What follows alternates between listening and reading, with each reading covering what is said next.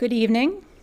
Welcome to the Council on Foreign Relations meeting, The Future of Argentina, a conversation with Foreign Minister Susana Mabel Macora. We're very pleased to have her here with us today at the Council. Now, as you can see, reading her longer bio, which is in the materials that you have, the Foreign Minister is no stranger to New York City. After a very successful career in the private sector in Argentina, where she ran one of the nation's largest corporations, she came to New York to work at the United Nations. And she held a number of positions there. And for the last 3 years, she served as the chef de cabinet of the current Secretary General, Ban Ki-moon. And she stepped down just a couple of months ago to assume her current role as the Foreign Minister of Argentina. So at this time, I'd like to welcome her up here to the podium to share a few brief remarks about Argentina's foreign affairs and its future, and then we will begin a conversation here up on the stage. Thank you.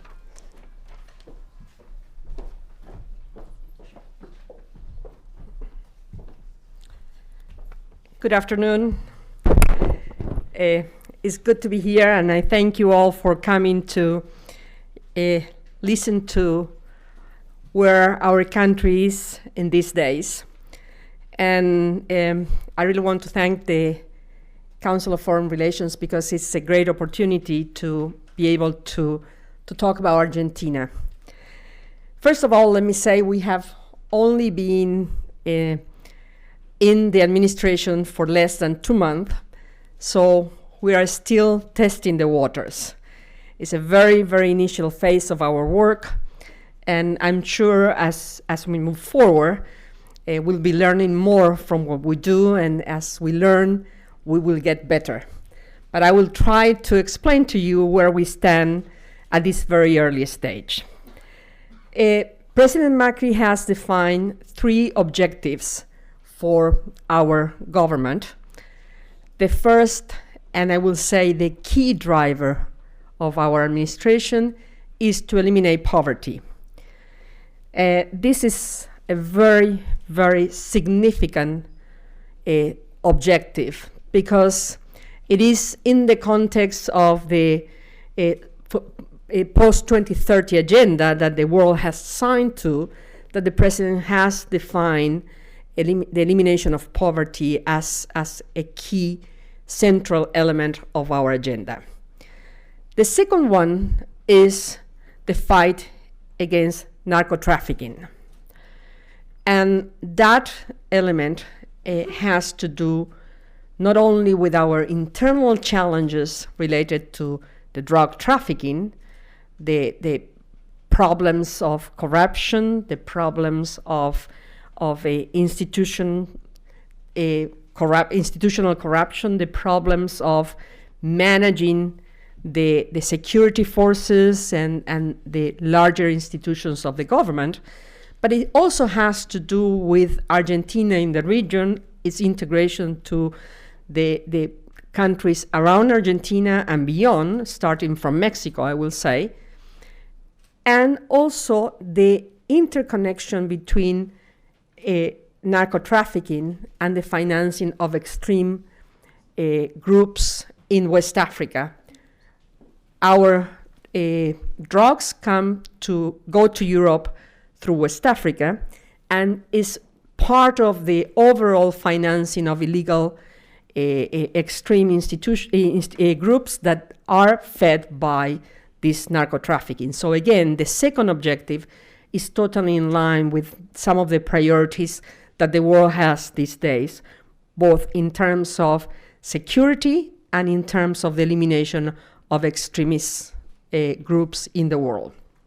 The third objective is the objective of rebuilding democratic institutions, being able to bring together the Argentinians for once behind objectives that allow all of us to work together through a common agenda to reinforce and in some cases start the serious work on democratic institution building, separating powers, ensuring that the executive, the legislative, and the judicial have their own space, and each one of them through the normal means of balance in democracy, do their part of the work in a constructive manner. So these are the three drivers that the president has set for us. And these are, I will say, the drivers of the agenda for the foreign ministry. In the case of the first objective, of course, what we are trying to do, and I have been dedicated, and I am dedicated in these first initial weeks, to represent Argentina to the world, to show what Argentina is today, what our objectives are, but also to try and capture the interest and the imagination of the ones that can invest in Argentina to create jobs that are sustainable jobs for a future that has more opportunity for all. And this again has to do with the elimination of poverty. The second objective, which is the one related to narco-trafficking, again, the foreign ministry is at the center of the relations with the rest of the world, and as such, we have defined our agenda fully in line with the objectives set by the president.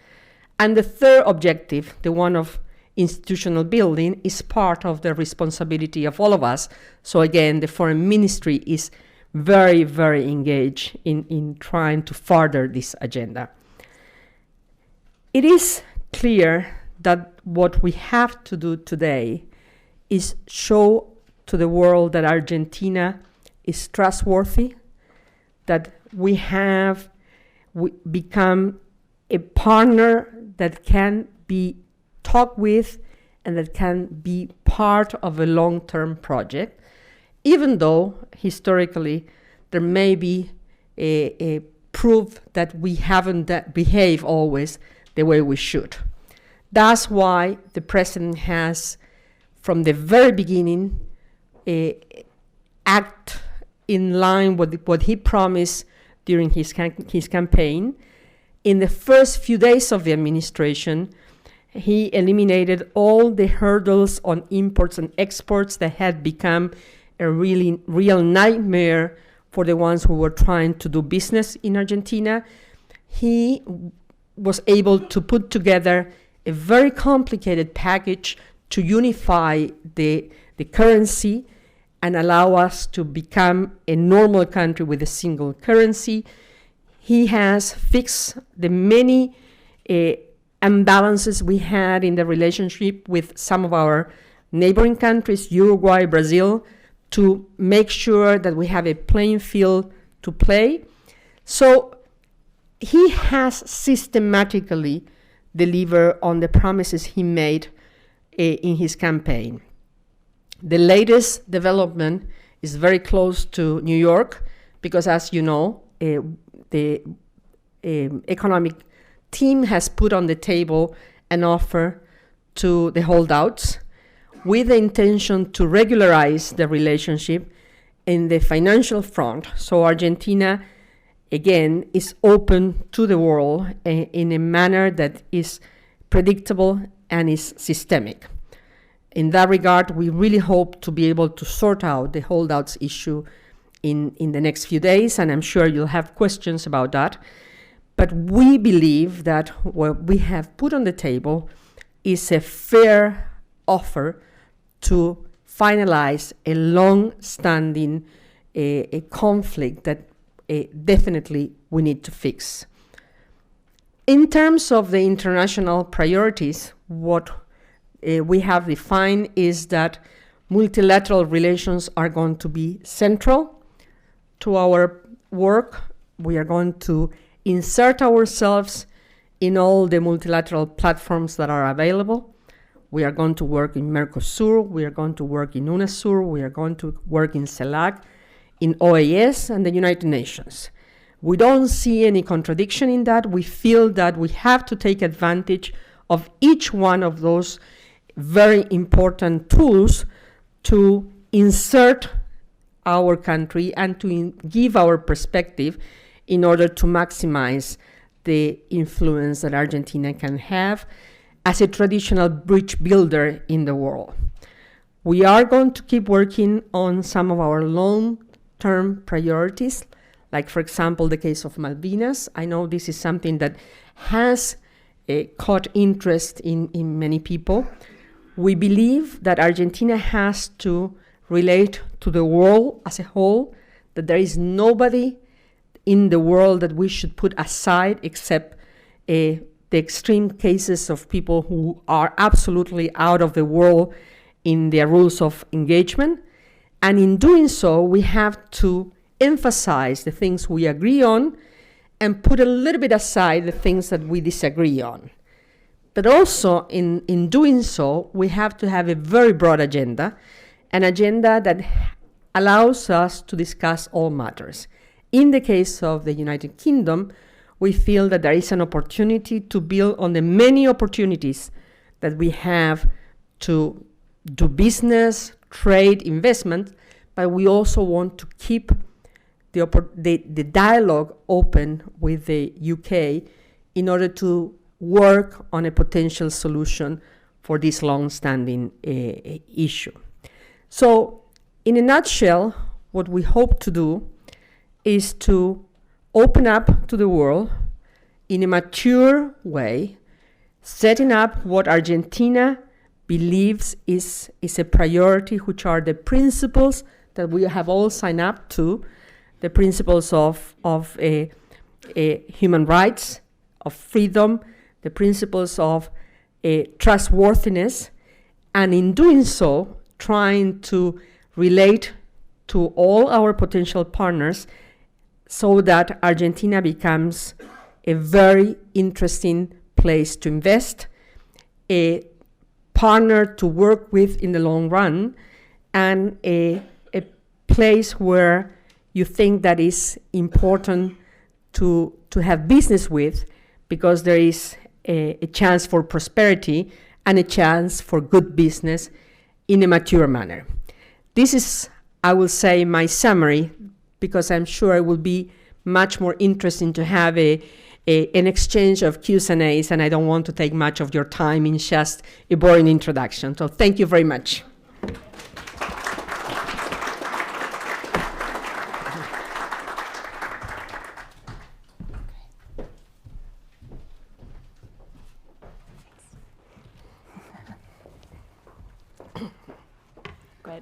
Well, let's pick up a bit on a few of the things you mentioned there, and one that, given we're in New York, is of great interest to many New Yorkers here, and that is the ongoing debt negotiations. Let's start with that. And Argentina obviously has been in impasse for many years here and unable to access international credit markets. So can you talk a little bit about Argentina's strategy? And one is in the international realm with creditors here and elsewhere, but two, domestically, and what are sort of the barriers that Argentina needs to overcome at home to resolve this issue more broadly? Well, first of all, yes, this is an issue that has been lingering for a long time. As you know, Argentina found a way to solve its debt problem with a very high percentage of the debtors, 93% at the time, but there were some that were left aside, the famous holdouts. And in a way, leaving that as a pending issue became a big issue on its own. And clearly, what President Macri felt is that unless we really went into it heads on, it's going to be very difficult to unravel this pending question. And those were the instructions he gave to the economic team, which worked very hard to try and solve the question and put what we consider a fair offer on the table. We feel it's so fair that some have already accepted it, and the Italian bondholders accepted it. Some of the ones that have the case in the Court of New York have accepted. Others are still looking into it. We are very confident that the whole mediation process and negotiation process will yield a good result. What are the hurdles? Well, the main hurdle is that whatever the outcome is, has to be approved by Congress. And I have to say, it is our view, there is an understanding in Congress that will get this approved in a very, very a fast-track manner. Why so? Because even though the government doesn't have a majority on its own, there is a broad spectrum from the opposition that believes that yes, indeed, this has to be resolved in order to open up for investment opportunities, financing opportunities. There is a huge need for infrastructure building, which the provinces require. And as you know, we have a similar model than the US on a federal system. So the governors of the provinces are very keen to unlock all of this. And that means that many of the parties in the opposition will be part of this decision making. So in our view, what we are offering is so balanced and so mature to unlock a huge opportunity that we will count on that support. And I have to say, there are a few both senators and Congress people in the room, some of them from the official government, the government in power, and the party in power, and some from the opposition. And they are in New York, among other things, trying to relate that message. It's a message of maturity in democracy. The president likes to say that we are now having a new group of politicians in power, that all of them come from the period of democracy in Argentina. So they have learned to live in democracy. Some of us are older and have lived in more challenging times, and maybe have that in the back of our mind, that the time of tension and continuous fight. I think there is a new wave, and we bet on the fact that there is this new generation of people who think about how to make the politics enable the reality that the government has to deliver on. So that's where we are. Great. So last week, 12 trade ministers flew to Auckland, New Zealand to sign the Trans-Pacific Partnership, the TPP. And among those trade ministers were some of your Latin American colleagues, so Mexico, Peru, Chile. And there are other governments in Latin America and the region who have said that they will sign on as soon as they can. So Colombia, Costa Rica, Panama among them. Now, Argentina is not party to the TPP, nor are its largest trading partners, both Brazil and China.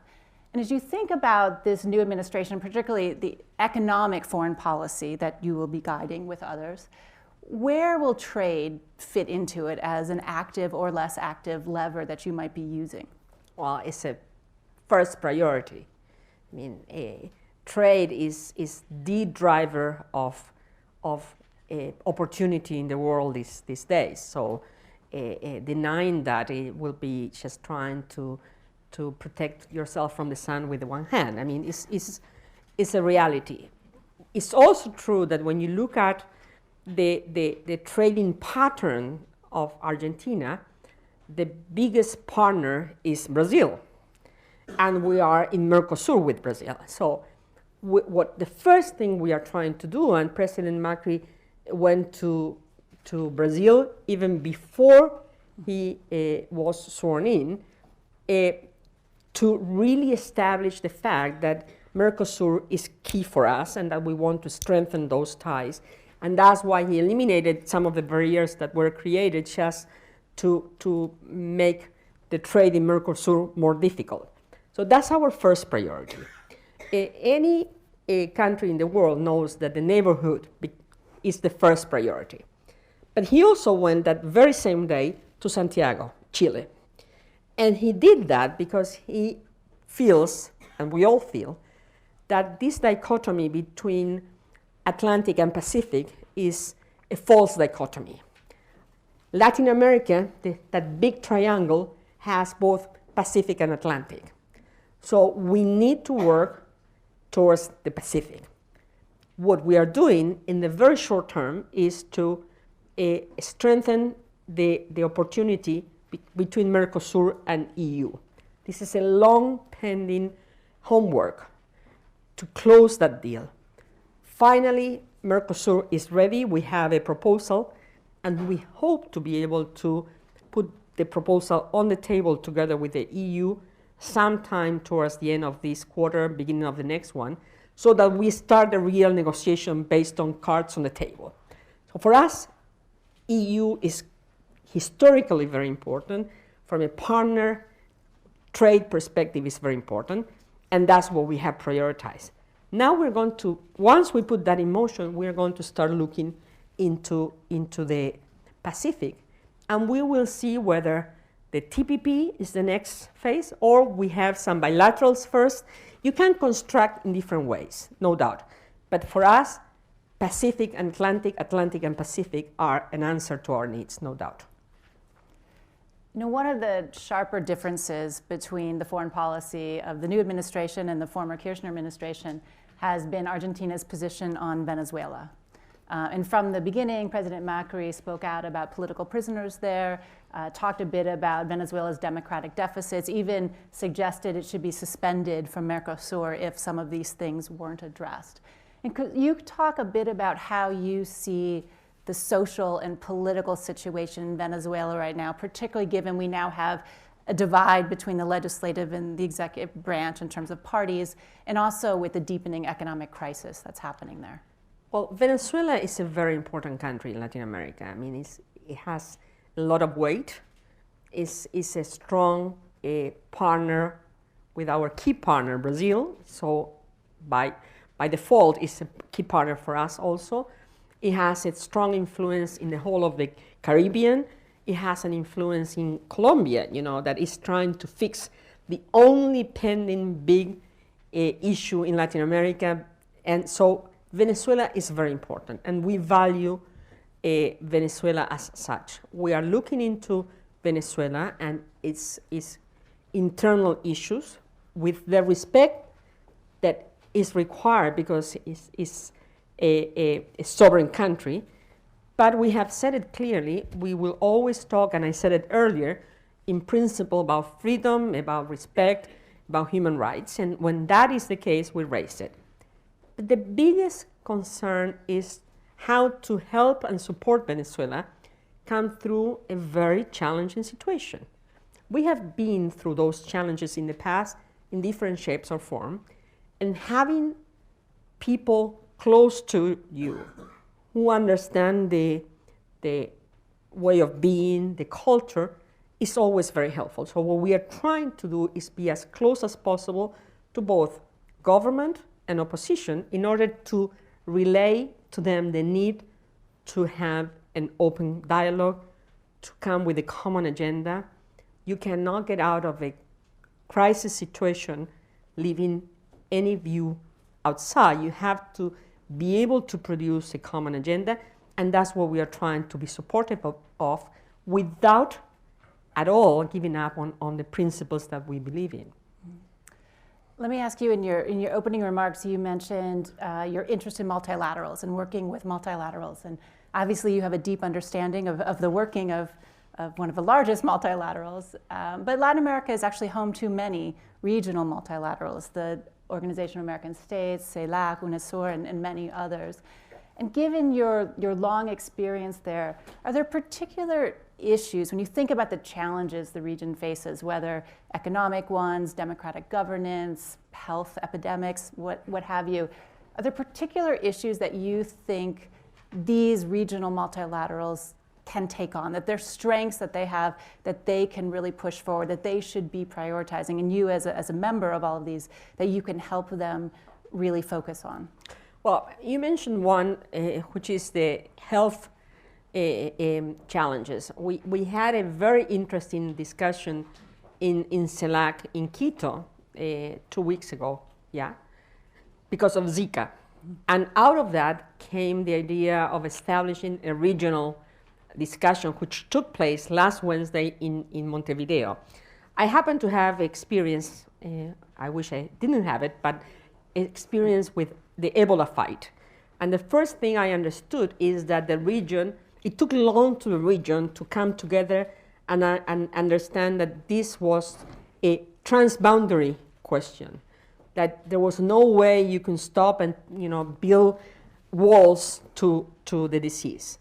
So now we are working within CELAC and really setting up a working groups to mobilize everybody to try and first have a common strategy to stop what is called the vector, the mosquito.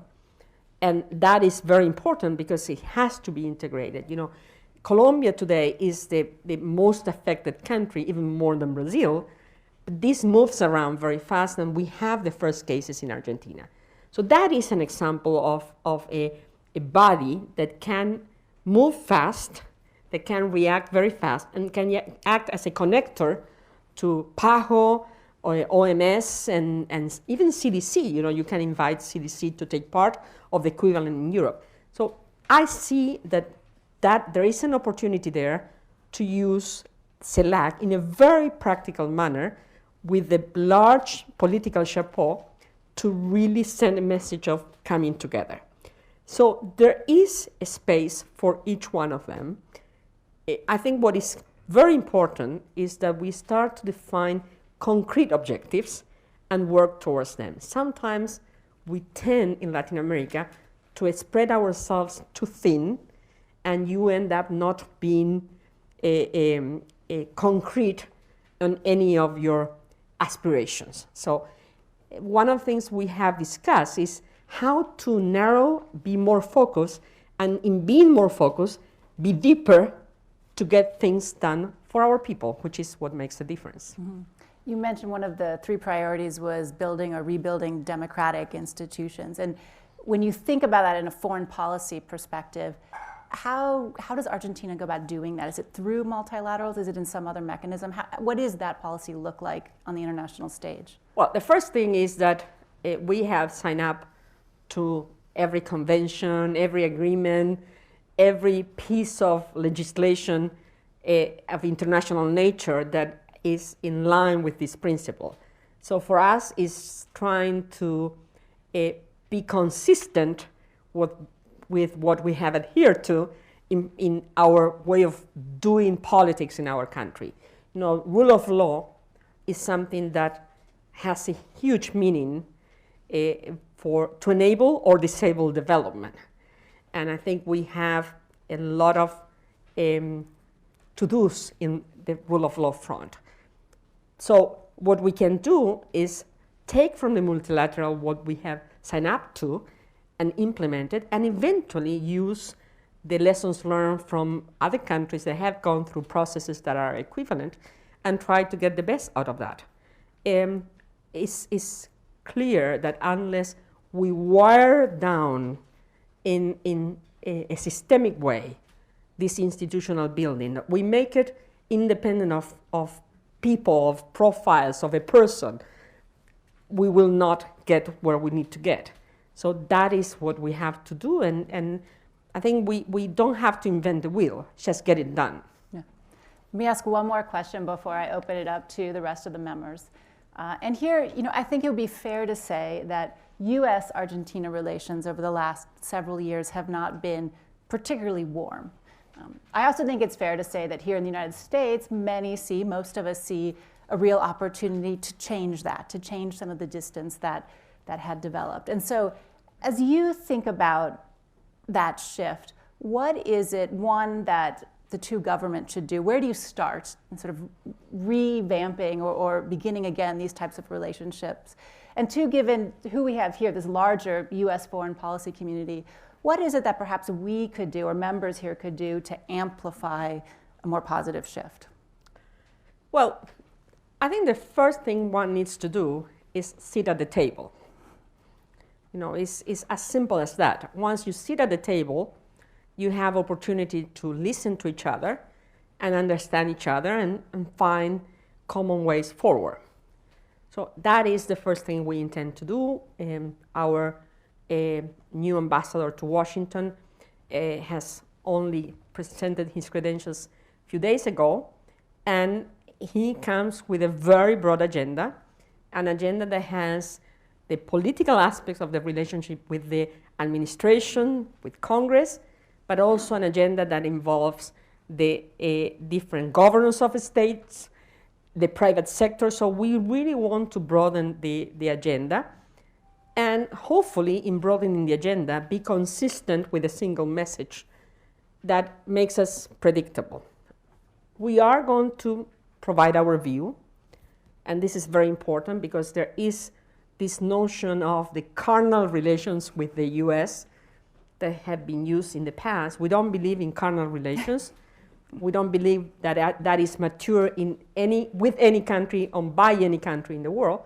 We believe in serious, predictable, mature relations where we agree, I'm sure, on many aspects of our common agenda, and we may agree to disagree on others. I think as long as we tell each other where we disagree and we don't surprise each other, that is fine. And I think that is the basic principle to come back, I will say, to a relationship of two mature countries. The US is the largest power in the world. One cannot deny that relating to the US is very important. We will have common interests most of the time, and we will live with our differences when that has to happen. Great. Let me open up to member questions. Remember, please, this is an on-the-record meeting. So please, when they bring the microphone over, stand, state your name and affiliation, and ask your question. Oh, thank you. Very good to see you again. I'm Evelyn Leopold, correspondent at the United Nations, contributor to Huffington Post. And you know what I'm going to ask. If there is a groundswell that you run for Secretary General, would you do it? It's my first question. Are you at all interested in it? And my second? My second one is on the human rights, on the dirty war, on the grandmothers from the Plaza de Mayo. Is there any action to find still the missing grandchildren? So they're only allowed to ask one question, so you can pick which one you'd like to answer. Okay. No. First one was being a good friend, I'll address both of them. Let me start by the second one. I think that there is the work done by the grandmothers has been amazing, and they have been able to recover a number of grandchildren that is incredible. You know, the one thing that Argentina is well recognized in the world is by its forensic.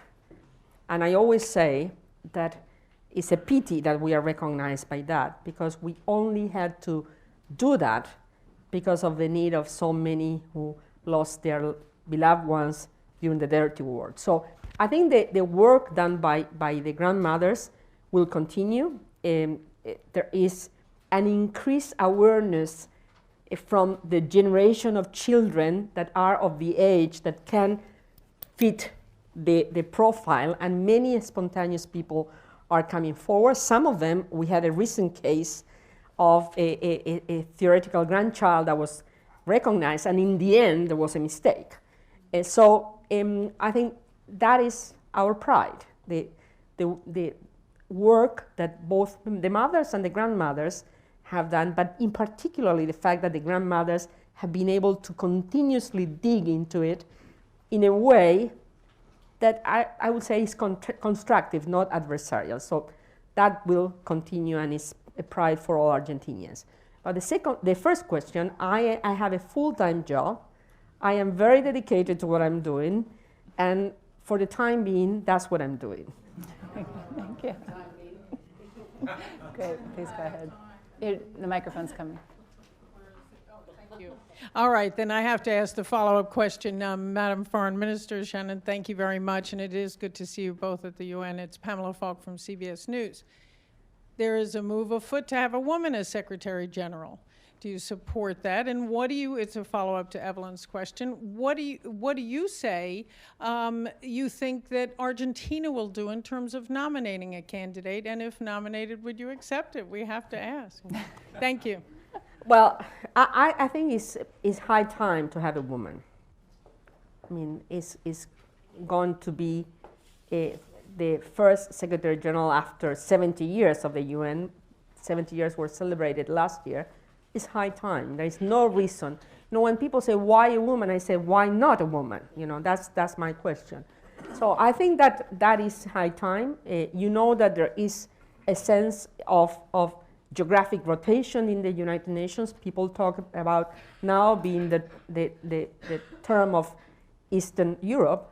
So we have to see. I'm sure that Eastern Europeans will be putting forward candidates, and we'll have to see those dynamics, and then Latin America will look into it. So that's where we are. Good. Back here. Hi, Les Bekirin from Alpine Capital Advisors. First of all, I think what the government has done as far as reforms have been breathtaking and very impressive. But the holdouts seem to be a very difficult issue because there's two constituencies you have to convince. First is the people of Argentina, and as we know, the holdout issues was a very popular issue for the Kirchner administration. So, and then on the other side are the hedge funds, the holdouts. If the hedge funds don't take the deal, is there any kind of effort to involve multilateral organizations, even the U.S. government itself, to get involved with this? Obviously, in Greece, multilateral organizations and governments got involved there. So, as a foreign minister, if they don't do anything, is there a plan B if they don't accept the deal? Well, first of all, it would be very responsible of me to talk about Plan B when we believe deeply in Plan A. So we are going for Plan A. We really think that the situation is such that it will be very hard for the holdouts not to accept the proposal. I think it's a matter of time, of some discussion, but we are persuaded that this is going to go forward. And not only we are persuaded this is going to go forward on the holdouts front, but also, as I mentioned earlier, on the Congress front in Argentina. And the Congress is a proxy of the people. I mean, they are there because they represent the people. So I don't think that there will be a problem in explaining to the people in Argentina why this is a good deal, because time only play against us in the case of the holdouts. You know that the interest taxi that was applied to the debt was huge, and in fact that's one of the disincentives to come to an agreement, the interest taxi clock ticking every single day. So we believe that we have made a fair offer. We believe it's time to close a deal, and we believe our offer on the table will be accepted, and we are fully convinced that this upside of closing this with the holdouts is such for our people, for the provincial governments, and for the federal government that this will be properly explained, will be accepted.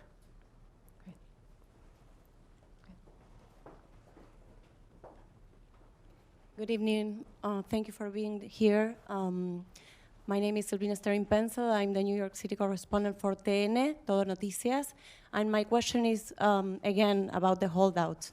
The U.S. Secretary of Treasury spoke with Alfonso Prat Gay, our Minister of Economy, and also the President, Mauricio Macri, spoke personally with Daniel Pollack, the Special Master. Is there anything that you, the Secretary of State, is doing right now to complement those actions? Well, first of all, I will say, just remind everybody that I'm the foreign minister. I would like to have Alfonso Prat Gay here sitting with you. I'm sure he will do much better than me in explaining what is happening.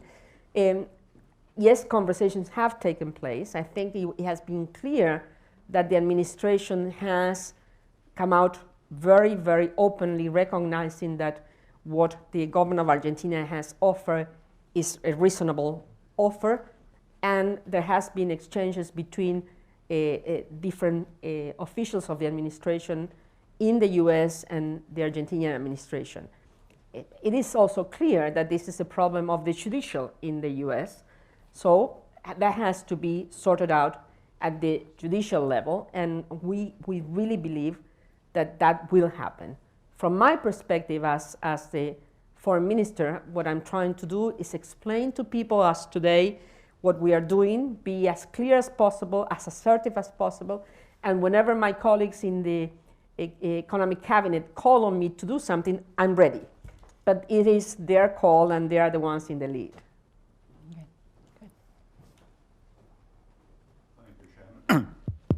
Madam Foreign Minister, in your introductory remarks, Please introduce yourself. Claude Erbsen, Innovation International. Madam Foreign Minister, in your introductory remarks, you sounded rather optimistic, if I can describe it that way, about resolving the Malvinas issue. What makes you think that the Brits would be more willing now than when they fought a war to make sure that it stayed the way it is?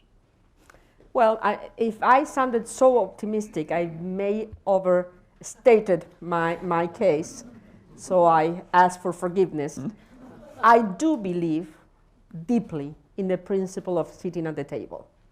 It applies to the holdouts, it applies to the US, it applies to the UK with a larger agenda and Malvinas. I'm not suggesting this is an issue that is going to be sorted out overnight. I think it has deep roots in both peoples. This is something that is very, very close to the heart of Argentinians. It's in our constitution, so it's a constitutional responsibility for me to pursue this issue. But I only know that we will be closer to a solution the minute we sit at the table. And that's what I feel we should do. That's what President Macri has told Prime Minister Cameron. No expectations of a fast result, but we do have expectations of a conversation that may bring to the table some measures that will give confidence to both parties that we could have a way to sort it out. Good. Okay.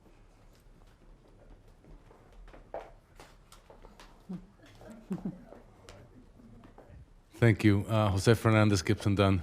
Madam Minister, I think it's fair to say that the Mercosur has not lived up to its potential in the last few years.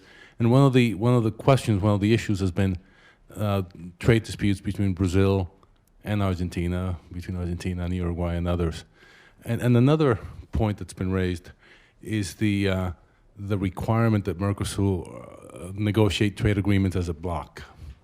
And I'd like to ask you your thoughts on the future of Mercosur within the general framework of trade agreements in Latin America. But also, would Argentina negotiate on its own, or do you believe that requirement of negotiating as a group will remain?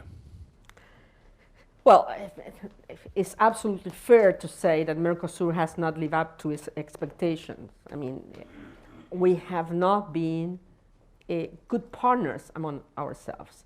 We have used each other to hide our own disagreements or limitations, and we have blamed the other often when it was our fault, vice versa, goes in all directions.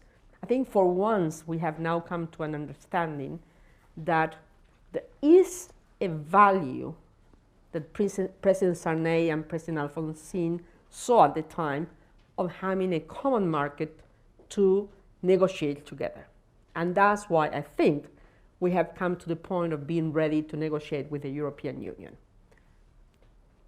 My sense is that we need to test ourselves really on this one, and the EU-Mercosur negotiation is key on this test, before deciding to split. Because if we decide to split, then what is there left for Mercosur? So maybe there was a need for maturity, the need for a learning curve among all of us. It's a very asymmetric set of countries, very large Brazil, second larger Argentina, then Uruguay and Paraguay, then Venezuela was added, and now Bolivia is coming to the table. So my sense is that we have to give ourselves an opportunity. But if we decide that each one of us will go its own direction, that means that probably Mercosur doesn't have much substance left. So we're not there yet.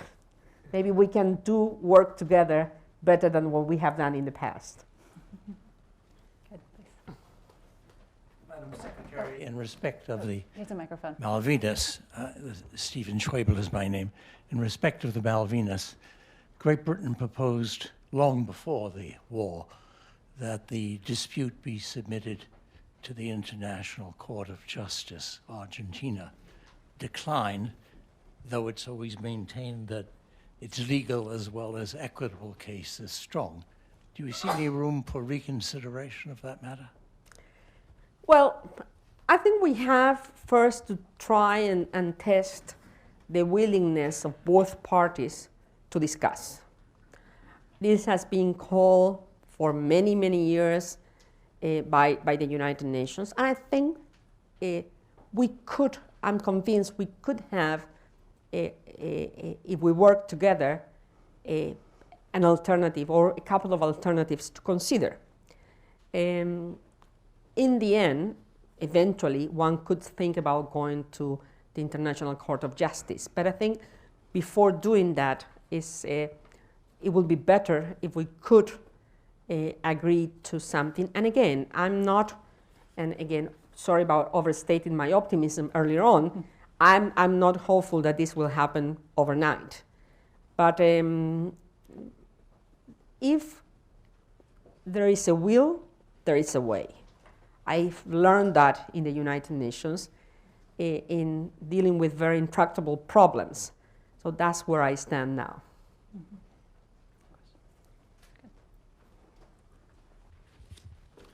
Robert Kaufman from Rutgers.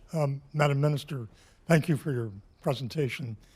Your largest neighbor and the one that you have the biggest trade relation with, Brazil, is undergoing incredible turmoil at the moment.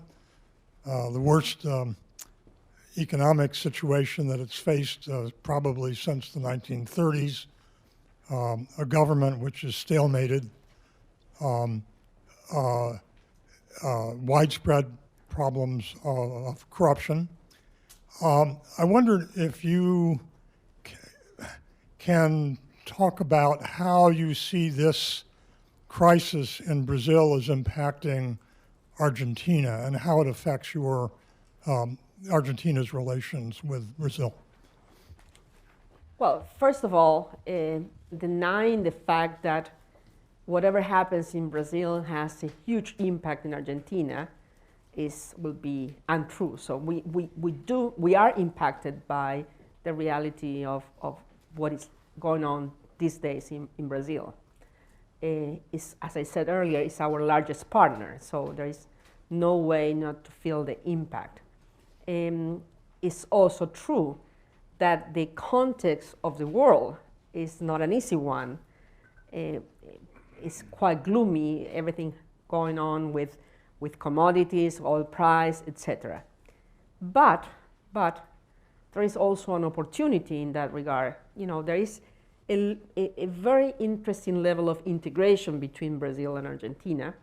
So if we could work well that integration, maybe we could become solid partners in exporting some of that integration. I mean, the supply chain between Brazil and Argentina, not because of the governments, but because of the private sector itself, has integrated quite a lot. So there is a good opportunity if we can open up to the right markets to utilize part of that as a leverage to export in a common market.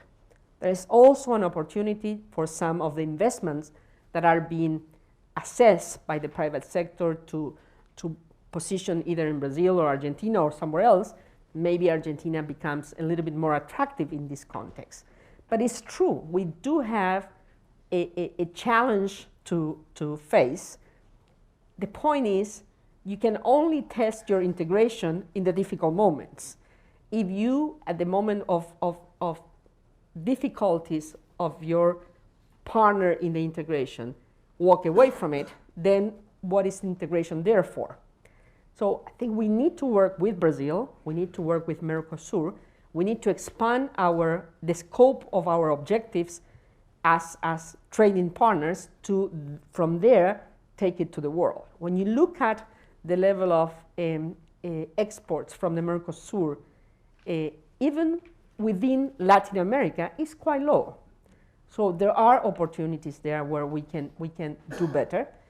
And we have to find a way to get to the competitive advantage that both Brazil and Argentina can have together.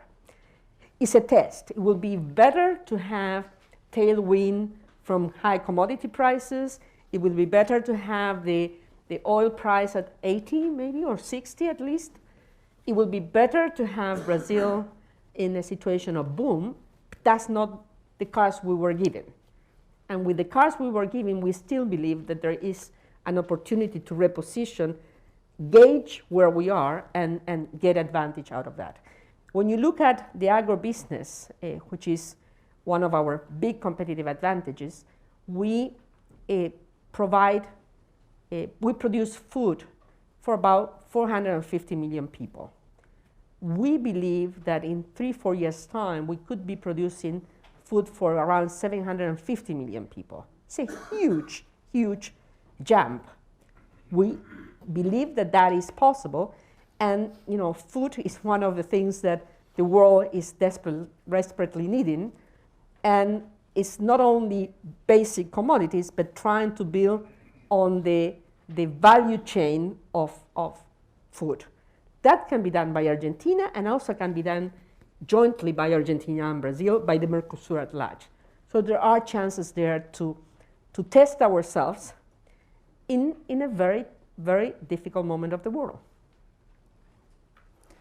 Let me ask you, we've talked about your largest trading partner, but not a lot about your second largest trading partner, which is China. And you look at that relationship, and China's been incredibly important for Argentina, buying many of the commodities.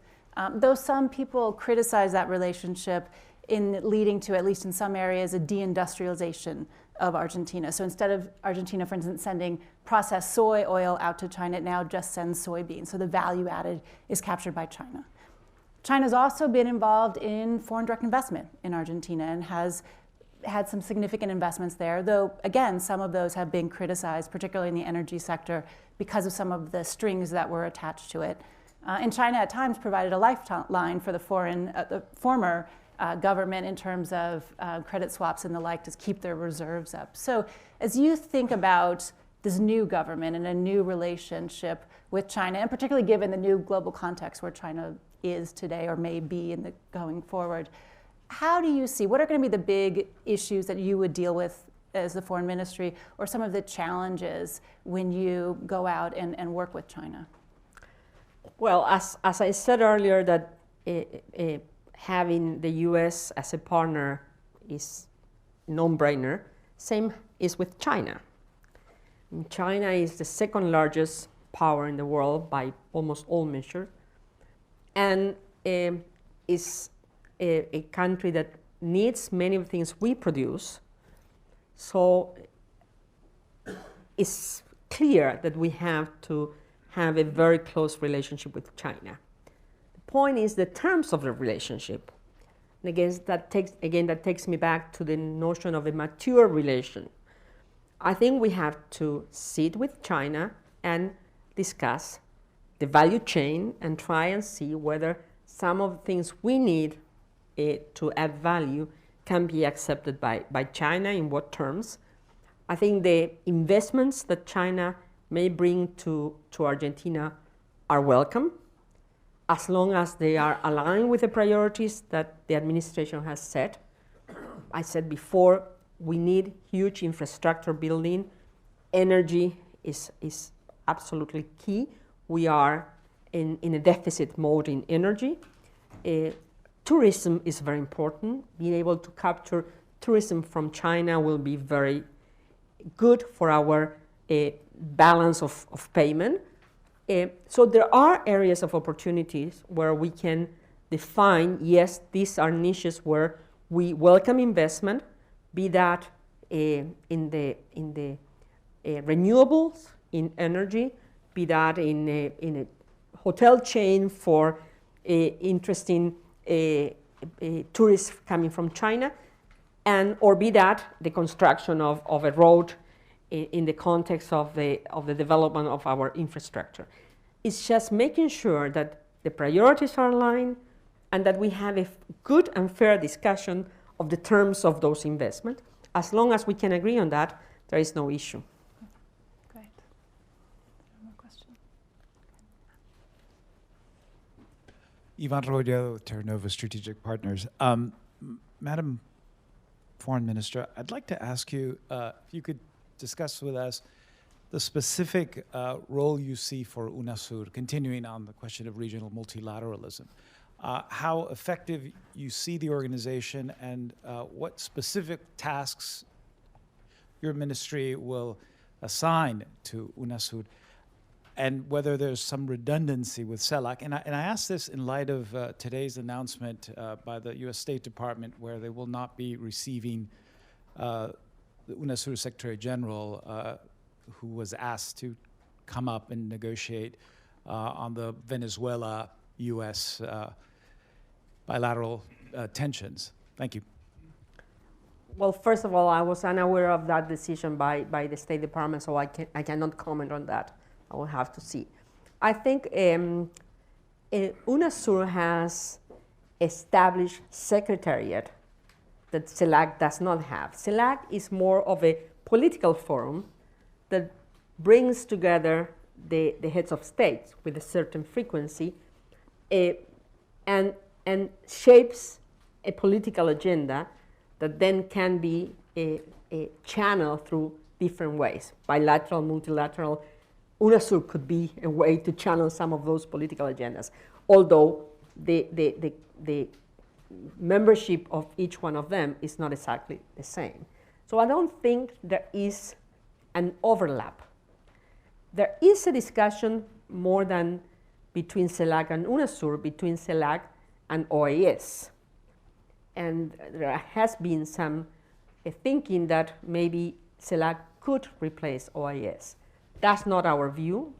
We think that there are two totally different fora, that we have OAS for certain things, and with a certain membership, we feel very comfortable about OAS, and we are part of OAS, as much as we feel comfortable in CELAC. And again, the political nature of CELAC is such that is essentially a way to foster this positioning and discussions within the region that then allow us to align our agendas in a very clear way. So I don't think there is overlap. I think one needs to be careful not to overload those agendas, because as I said earlier, you can spread yourself very thin and lose opportunities. So we need to work together and really focus on what are the priorities, integration being one of them, how you invest in integration, how you really deliver on integration, and use the different tools to deliver on that integration. Great.